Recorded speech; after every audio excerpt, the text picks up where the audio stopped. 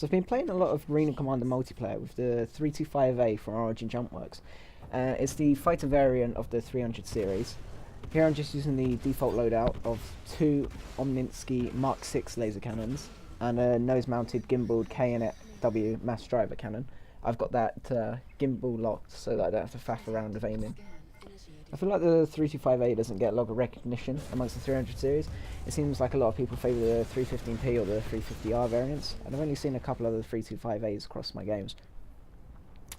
I find it's a great ship for chasing down your opponents and staying on their tails, as it's really hold a curve when you're making a big turn after someone. It's a really hard hitting ship, as the two laser cannons really tear through enemy shields, and the mass driver cannon does a lot of damage to their hull even if the target shields are up. If you gimbal lock the cannon with Control and G, then it aims at about the same place as the lasers, up to 1,000 meters, which makes it a lot easier to land your hits. I find that it's pretty hard to finish off a lot of kills, as each shot really needs to count before your weapons overheat and you lose the kill entirely. This is especially a pain against the F7C series ships, which just seem to be extremely popular in practically every game that I've played. The quad shields that they come equipped with, which I think are level 2 at stock, really take a lot of hits, and it doesn't give you much of a window to finish off with your kill.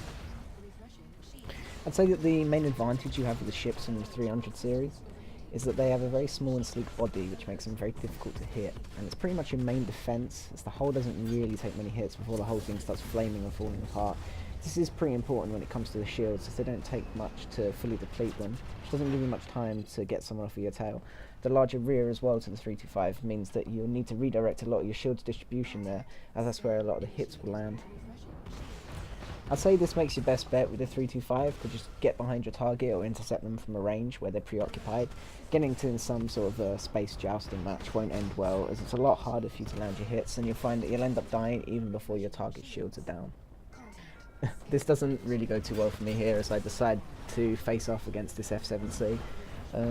They take a lot more hits than you, and I mean I'm on fire before that person's any worse for wear. So before the enemy gets a chance to finish me off there, I get kicked from the game because I think what I can gather is a friendly flew into me, and that killed him, counted as friendly fire on my behalf.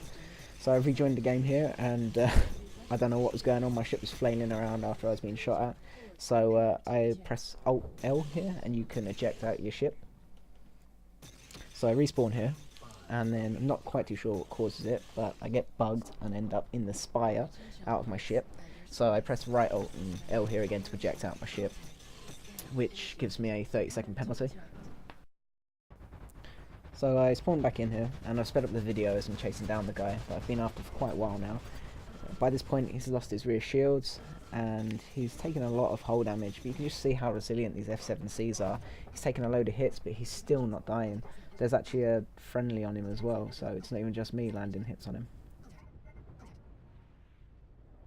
So I skip ahead a bit here after this, after just chasing him down, and I mean, I'm just dying and dying over again, and he always seems to be by this Speedo guy in his F7C.